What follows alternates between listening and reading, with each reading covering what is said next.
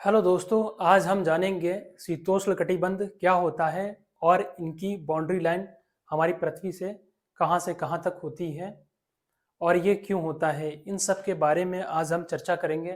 तो दोस्तों, आइए चलते हैं अपने बोर्ड की तरफ। उससे पहले एक बात हम और कहना चाहेंगे। शीतोष्ण कटिबंध का जो शाब्दिक अर्थ है वो ये है कि शीत प्लस उष्ण यानी शीतोष्ण। जहाँ पे ऐसा कटिबंध जिस पे ठंडक यानी शीतलता और उष्ण यानी गर्मी, जहाँ पे सर्दी और गर्मी यानी ठंडक और गर्म दोनों ही तरह के मौसम पाए जाएं। दोनों ही तरह की मौसम क्या हो पाए जाएं। ना ज़्यादा गर्म हो और ना ज़्यादा ठंडा हो, ना ज़्यादा गर्म हो ना ज़्यादा ठंडा हो। ऐसी पेटियों को हम क्या बोलते हैं? शीतोष्ण कटिबंध कहते हैं। चलिए अब हम चर्चा करेंगे इसके बारे में। इसको हम दो तरह से समझेंगे। पहला समझने का मेथड हमारा ये है कि थ्योरी के माध्यम से समझेंगे, और दूसरा मेथड तो आप जानते ही हैं कि हम इसको एक मॉडल के रूप में समझाएंगे और समझने की कोशिश करेंगे। चलिए चलते हैं बोर्ड की तरफ। एक बार पहले हम इसको पूरा पढ़ लेंगे, फिर इसके बाद में हम आपको विद फिगर समझाएंगे। चलिए स्टार्ट करते हैं। हेडिंग हमारी पड़ी है शीतोष्ण कटिबंध। इसको इंग्लिश में हम कहते हैं टेम्परेट जोन। क्या कहते हैं? टेम्परेट जोन कहते हैं। कर्क रेखा के उत्तर, कर्क रेखा के दोस्तों क्या बता रहे हैं? कर्क रेखा के उत्तर और मकर रेखा के दक्षिण में, कर्क रेखा के उत्तर में और मकर रेखा के दक्षिण में मध्याह्न का सूर्य यानी दोपहर का सूर्य, जब क्या होता है सूर्य का प्रकाश बहुत तेज होता है, ठीक है, सूर्य अपनी चरम स्थिति पे होता है, ठीक हमारे सर के ऊपर। क्या बता रहे हैं? मध्याह्न का सूर्य कभी भी सिर के ठीक ऊपर नहीं होता है। कर्क रेखा के ऊपर इन्होंने जो एक अपनी शर्त रखी है वो क्या है कि कर्क रेखा के ऊपर और मकर रेखा के दक्षिण में, ठीक है ना, मध्याह्न का सूर्य यानी दोपहर का सूर्य कभी भी सिर के ऊपर नहीं होता है, यानी कभी भी सीधा नहीं चमकता है। ध्रुवों की ओर जाने पर, जब हम भूमध्य रेखा से, ये हमारी भूमध्य रेखा है और ये हमारा उत्तरी ध्रुव है और ये हमारा दक्षिणी ध्रुव है, तो क्या बता रहे हैं? ध्रुवों की ओर जाने पर सूर्य की किरणों का तिरछापन, सूर्य की किरणों का तिरछापन, भूमध्य रेखा पे सूर्य की किरण कैसी पड़ रही? बिल्कुल सीधे पड़ रही है। मगर जब हम ध्रुवों की ओर जाते हैं तो सूर्य की किरणों का जो तिरछापन है वो क्या होता है? बढ़ता ही जाता है। सूर्य की किरणों का तिरछापन बढ़ता जाता है, जिससे उत्तरी गोलार्ध में, जिससे उत्तरी गोलार्ध में कर्क रेखा और आर्कटिक वृत्त और आर्कटिक वृत्त एवं दक्षिणी गोलार्ध में, एवं दक्षिणी गोलार्ध में मकर रेखा और अंटार्कटिक वृत्त, मकर रेखा और अंटार्कटिक वृत्त के बीच मध्यम तापमान रहता है। तापमान कैसा रहता है? ना तो बहुत ज्यादा उच्च होता है, गर्म होता है, ना तो बहुत ज्यादा ठंडा होता है, मध्यम तापमान रहता है। इसलिए इस क्षेत्र को हम क्या कहते हैं? उष्ण कटिबंध क्षेत्र कहते हैं। ये बात थी हमारे थ्योरी की। एक बार थ्योरी हम फिर से पढ़ेंगे, आप बिल्कुल ध्यान से इसको देखिएगा और फिर हम इसको पूरी चर्चा करेंगे विद फिगर। क्या बता रहे हैं? उष्ण कटिबंध हमारी हेडिंग है, इसको इंग्लिश में कहते हैं टेम्परेट जोन। कर्क रेखा के उत्तर और मकर रेखा के दक्षिण, मेरे दोस्तों, कर्क रेखा के उत्तर और मकर रेखा के दक्षिण में मध्याह्न का सूर्य कभी भी सिर के ठीक ऊपर नहीं होता है, यानी सूर्य की किरणें बिल्कुल सीधी नहीं पड़ती हैं। ध्रुवों की ओर जाने पर, ध्रुवों की ओर जाने पर क्या होता है? सूर्य की किरणों का तिरछापन बढ़ता ही जाता है। सूर्य की किरणों का तिरछापन क्या होता है? तिरछी होती जाती हैं, सीधी नहीं पड़ती हैं, बढ़ता ही जाता है, जिससे उत्तरी गोलार्ध में, कर्क रेखा और आर्कटिक वृत्त एवं दक्षिणी गोलार्ध में मकर रेखा और अंटार्कटिक वृत्त के बीच मध्यम तापमान रहता है। तापमान कैसा रहता है? ना ज्यादा उष्ण होता है, गर्म होता है, और ना ज्यादा तो शीत होता है, ना ठंडा होता है। इसलिए इस क्षेत्र को हम शीतोष्ण कटिबंध कहते हैं। ये बात हो गई हमारी थ्योरी की। अब मेरे दोस्तों, अब हम थ्योरी के साथ साथ अपने इस बने हुए मॉडल को देखते जाएंगे और आपको समझाएंगे क्या होता है। इनकी पहली लाइन पढ़िए, लिखा हुआ है कि कर्क रेखा के उत्तर कर्क रेखा के उत्तर। सबसे पहले हम इन रेखाओं के बारे में चर्चा करते हैं जिससे कि आपको कंफ्यूजन बिल्कुल दूर हो जाए। कौन कौन सी रेखाएं हमारी पृथ्वी पे पाई जाती हैं जिनका अध्ययन हम करते हैं। अक्षांश और देशांतर के बारे में हमने पहले पढ़ा दिया है, आप उसको जरूर देखिएगा। फिर भी हम यहाँ बता देते हैं, ये जो ब्लू डॉट डॉट करके हमने एक लाइन खींची है, ये हमारे जो सर्किल है ये पूरी पृथ्वी है, इसका अध्ययन हम पृथ्वी के रूप में कर रहे हैं। ये जो डॉट डॉट करके ब्लू रेखाएं हैं, ब्लू डॉट से खींची हुई हैं डैश डैश करके, ये हमारी क्या भूमध्य रेखा को डिनोट कर रही है। भूमध्य रेखा को क्या है ये बता रही है, ठीक है, ये हमारी भूमध्य रेखा को बता रही है। ये हमारा उत्तर की ओर क्या उत्तरी ध्रुव है और ये हमारा नीचे की तरफ दक्षिणी ध्रुव है। इतनी बात आ गई। अगर हम भूमध्य रेखा के ठीक ऊपर वाले पार्ट में चले जाते हैं इतना, तो हम इसको कह सकते हैं कि ये क्या है, ये उत्तरी गोलार्ध है। और भूमध्य रेखा के दक्षिण वाले पार्ट को हम कह सकते हैं ये दक्षिणी गोलार्ध है। ठीक है, इतनी बात समझ में आई। अब कुछ मुख्य रेखाओं के बारे में हम जानेंगे। ये जो हमारी 0 डिग्री अक्षांश की रेखा जा रही है इसे हम भूमध्य रेखा कहते हैं, और इसके ठीक उत्तर की ओर 23.5 डिग्री अक्षांश पे जो रेखा पाई जाती है उसको हम बोलते हैं क्या, कर्क रेखा।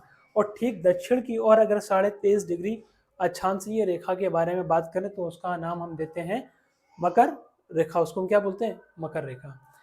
अब ठीक अगर हम उत्तर की तरफ और इससे भी 66.5 डिग्री अक्षांश पे जाते हैं तो उस रेखा को, उस वृत्त को बोलते हैं आर्कटिक वृत्त। और ठीक जब हम भूमध्य रेखा से दक्षिण की ओर जाते हैं, ठीक है, 66.5 डिग्री अंश दक्षिण की ओर जाते हैं तो उस रेखा को, उस वृत्त को हम नाम देते हैं जो ब्लू डॉट करके है, उसको हम अंटार्कटिक वृत्त कहते हैं। तो ये तो बात आ गई जहाँ पे पृथ्वी पे हमारी दिखाई देने वाली कुछ मुख्य वृत्त के बारे में, कुछ मुख्य रेखाओं के बारे में, जिससे कि हम इसको बहुत ही आसानी से समझने वाले हैं कि शीतोष्ण कटिबंध क्या होता है और इनकी सीमा रेखा कहाँ से कहाँ तक होती है। चलिए अब बात करते हैं पॉइंट टू पॉइंट।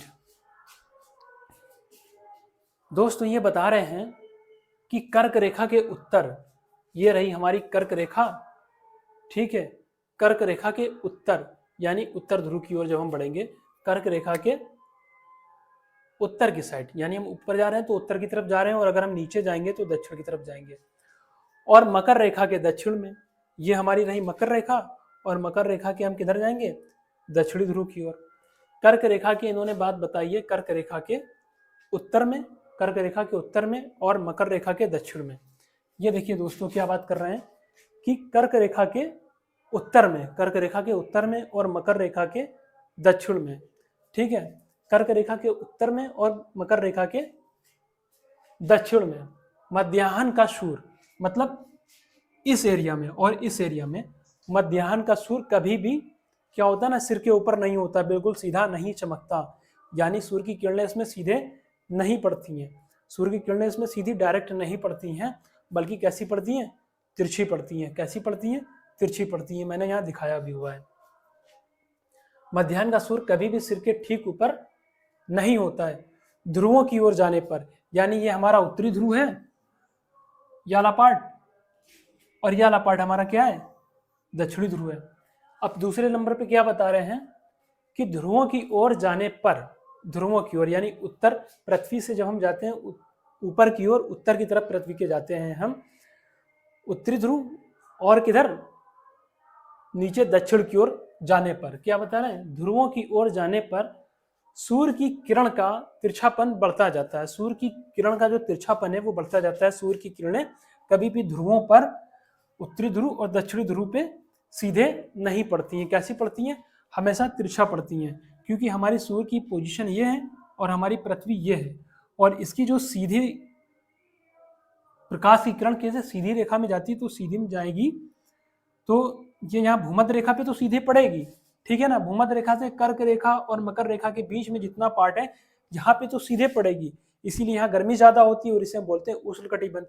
मगर जब हम ध्रुवों की ओर जाते हैं, भूमध्य रेखा से जब हम ध्रुवों की ओर जाते हैं, उत्तरी ध्रुव की ओर या दक्षिणी ध्रुव की ओर, तो वहां पे कभी भी सूर्य की किरणें एक सीध में नहीं जाती हैं, बल्कि इनका तिरछापन क्या होता है, बढ़ता ही जाता है, तिरछापन बढ़ता जाता है।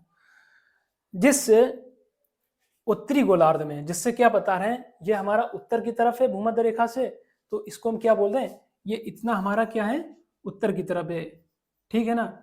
और इसे हम बोलते हैं उत्तरी गोलार्ध। ठीक है ना, ये क्या है, उत्तरी गोलार्ध। जिससे क्या बता रहे हैं, उत्तरी गोलार्ध में कर्क रेखा, जिससे कि उत्तरी गोलार्ध में, ये हमारा पूरा पार्ट एक हो गया, उत्तरी गोलार्ध में कर्क रेखा और आर्कटिक वृत्त। उत्तरी गोलार्ध में देखो, उत्तरी गोलार्ध क्या है, उत्तरी गोलार्ध में हमारी ये कर्क रेखा और आर्कटिक वृत्त, ये रही कर्क रेखा और ये हमारा आर्कटिक वृत्त है। यहां से यहां तक का पार्ट जानते क्या है, ये हमारी है कर्क रेखा और दोस्त ये हमारा क्या है, आर्कटिक वृत्त है। ठीक है, इतनी बात समझे। ये हमारी कर्क रेखा है और ये हमारा आर्कटिक वृत्त है। ये हमारा कर्क वृत्त है और ये हमारा ब्लू वाला क्या है, आर्कटिक वृत्त। बात समझ में आ रही होगी। जिससे कि उत्तरी गोलार्ध में कर्क रेखा, ये जो मैंने आपको रेखा बताई है यहाँ पे ब्लैक कलर की, ये कर्क रेखा है। और आर्कटिक वृत्त ऊपर की तरफ क्या है, ये ब्लू कलर की जो लाइन है, ये है आर्कटिक वृत्त। ठीक है, एवं दक्षिणी गोलार्ध में, नीचे का पार्ट मैंने बताया था, ये क्या है, दक्षिणी गोलार्ध है। दक्षिणी गोलार्ध में मकर रेखा और अंटार्कटिक वृत्त, मकर रेखा और अंटार्कटिक वृत्त। ठीक है ना, अंटार्कटिक वृत्त के बीच का, ये जो बीच का भाग है, यहां से मकर रेखा और अंटार्कटिक वृत्त के बीच का भाग और कर्क रेखा और आर्कटिक वृत्त के ये जो बीच का भाग है, वो क्या होता है, बीच का, बीच के भाग, ठीक है ना, वृत्त के बीच मध्यम तापमान रहता है। तापमान कैसा होता है, ना ज्यादा उष्ण होता है, ना ज्यादा गर्म होता है और ना ज्यादा शीत होता है, ना तो ज्यादा ठंडा होता है। ठीक है ना, इसलिए इस क्षेत्र को हम क्या कहते हैं, उष्णकटिबंध क्षेत्र कहते हैं। अब देखिए, इतनी बात हो गई, मैंने पॉइंट टू पॉइंट आपको बताई। अब देखिए, समझिए क्या होता है, हमारी जो पृथ्वी होती है वो सूर्य के चारों ओर क्या होती है, परिक्रमा कर रही होती है। सूर्य अपनी जगह स्थिर रहता है सौरमंडल में, सारे ग्रह उसके चारों ओर क्या होते हैं, परिक्रमा कर रहे होते हैं चारों ओर। इस पोजीशन में क्या होता है, सूर्य की जो किरणें होती हैं पृथ्वी के मध्य भाग में, यानी भूमध्य रेखा के आसपास के क्षेत्र में, यानी कर्क रेखा और मकर रेखा के बीचों बीच भाग में सूर्य की किरणें कैसी पड़ रही होती हैं, बिल्कुल सीध में पड़ रही होती है। यहाँ से लेके यहाँ तक का जो पार्ट है, वहां पे सूर्य की किरणें सीधे पड़ रही होती हैं।